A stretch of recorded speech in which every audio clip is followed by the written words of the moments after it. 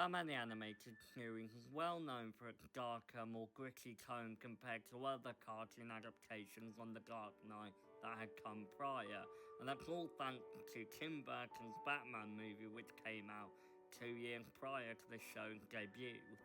The show had a knack for turning some of Batman's most bizarre and obscure rogues like Mr. Freeze, Clayface and Two-Face into tragic lunatics who were created by Gotham's worst monsters. Most of, if not all of these episodes tend to be the best in BTAS. However, one character never quite stuck the landing, and that's Oswald Cobblepot, aka the Penguin. Now, the Penguin is a difficult character to write. Before the episode we're talking about today was made, it's clear the writers didn't quite know what to do with the character, so he was reduced to a gimmicky bird-themed villain of the week. But one episode tried to give him depth, and that segues us into today's episode we're talking about, Birds of a Feather. Birds of a Feather was a BTAS episode that tried to give the Penguin some depth, but in my opinion, criminally undermined the potential of the Penguin as a character. The episode is about a newly reformed Oswald Cobblepot who tries to integrate himself into high society and be one with the elite. Meanwhile, wealthy socialite Veronica Vreeland and her friend Pierce Chapman are throwing a party to elevate Veronica's status as a wealthy socialite, and they decide to use the Penguin as a joke to boost her popularity. The Penguin and Veronica start to become friends, and this is built on Veronica and Pierce leading the Penguin on and making him into a joke. Now, right off the bat, the episode, despite trying to take the Penguin seriously, ends up portraying him as a complete joke. One problem I have with this episode is that they portrayed the Penguin as a bumbling, naive fool who's easy to manipulate. And to be honest, the writing makes him way too likeable, and to me that's not the Penguin. That's personally not how I think he should be portrayed. To me, the Penguin has always been an intelligent, narcissistic, conniving little snake who would do anything for fame, and if anything, would be the manipulator in this scenario, and would turn the tables on Veronica immediately being on to her. Birds of a Feather completely assassinates the potential character that the Penguin could have had in this episode, and instead, he's portrayed like a bumbling, brainless oaf rather than the conniving, intelligent creep that he's supposed to be. They could have had it where the Penguin is onto Veronica's manipulation game, and instead is playing along to get what he wants and then turn the tables on her.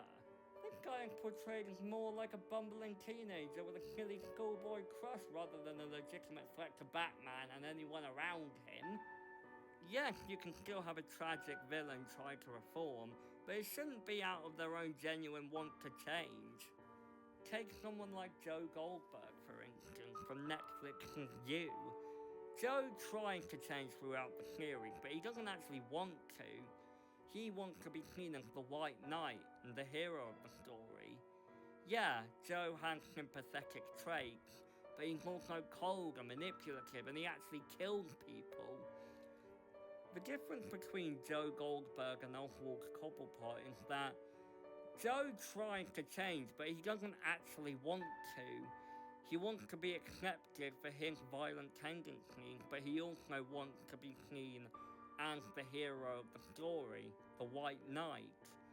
Joe doesn't want a partner he can love and connect with. He wants someone who will validate his delusions and fantasies, and he refuses to change or put in the effort because he almost accepts who he is, and he expects other women he falls for and manipulates to accept him and see him as their hero.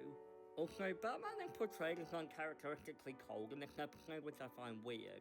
While other villain reform episodes like Harley Holiday and Second Chance usually have Batman try and help and reform his villains, Birds of a Feather completely throws that out the window and has Batman completely refuse to give the Penguin a chance of redemption and be less forgiving. I'd get it if this was at a point in the DCAU where Batman became more jaded and less willing to give his villains a chance at redemption.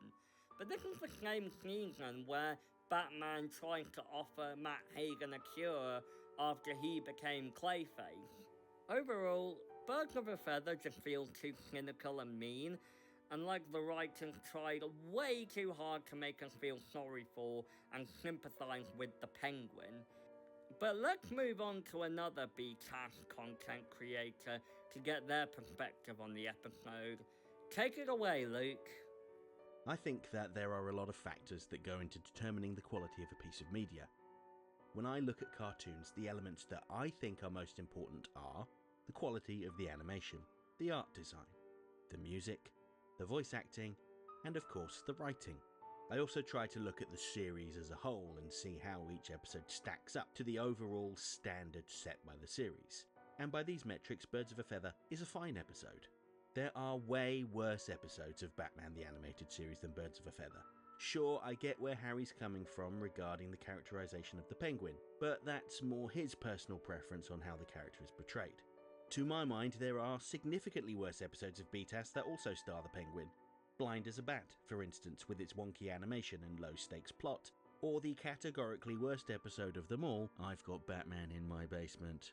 Compared to that episode's hokey writing with its focus on junior detectives home aloning it against the Penguin, Birds of a Feather seems like a Kafkian masterpiece. The music's solid, the animation is generally decent, and the performances are of the usual high standard. And when it comes to the script, it actually has something to say about life, relationships, and the world, and it does so with a bit of humour as well as tragedy. Now, you may not find what it has to say all that interesting or inspiring, and that is completely fair enough, but that doesn't make it the worst episode. Not by a long shot. Thank you, Luke. Go and subscribe to Serum Lake, guys. I'll leave the channel in the description of this video. Now, back to the review. To me, the Penguin's always been a slimy, conniving, manipulative little creep who weaponizes other people's sympathy for him to get what he wants, as well as using it to justify his actions like we've seen in Batman Returns, the Penguin series starring Colin Farrell. Even Gotham's take on the character with Robin Taylor-Joy's portrayal of the Penguin, all of which keep that sympathy and tragedy intact while maintaining the Penguin's conniving manipulation and cruelty. And while episodes like Blind as a Bat and I've Got Batman in My Basement are received well, at least they portrayed the Penguin as a legitimate threat in those episodes. I mean, seriously, the dude was about to hurt children in one episode and took advantage of a blind man while he was down, that being Batman. So at least the Penguin was legitimately dangerous in these episodes. I also think there's some untapped potential in the character of Veronica Vreeland. Considering she's meant to be Bruce's friend, you'd think she'd have more depth as a character and have more to do with the story, but she's usually just framed as a plot device for whenever Batman needs to rescue someone from one of his rogues. And in Birds of a Feather, she's portrayed as this over-the-top cartoony mean girl who honestly feels like she was written by someone who went through a bad breakup and took out all their frustrations on the episode. And to me, it just feels like there's some underlining misogyny with the way she's portrayed. Even in this episode, it feels like that. Overall, Birds of a Feather is just a cesspool of mixed character potential and character assassination. This could have been one of the best BTAS episodes along with Two-Face Parts 1 and 2, Hearts of Ice and Feet of Clay Parts 1 and 2, but the writers just completely fumbled the bag. That's enough of my opinion. What do you think of this episode? Do you like it? Do you love it? Do you hate it like I do? Let me know in the comments. That's it for this week's essay. Go and subscribe to Serum Lake. Shout out to him for helping me collaborate with this video. And yeah, that's all I have for today. I will leave Serum Lake's channel in the description. And yeah, leave a like, share, and leave a comment letting me know your thoughts. And yeah, I will see you on the flip side. Bye! Not to mention that fine Roman nose. Also, what was up with that Roman nose comment? I don't know, something seems really off about that. Maybe it's just me, but I don't know, it really rubs me the wrong way.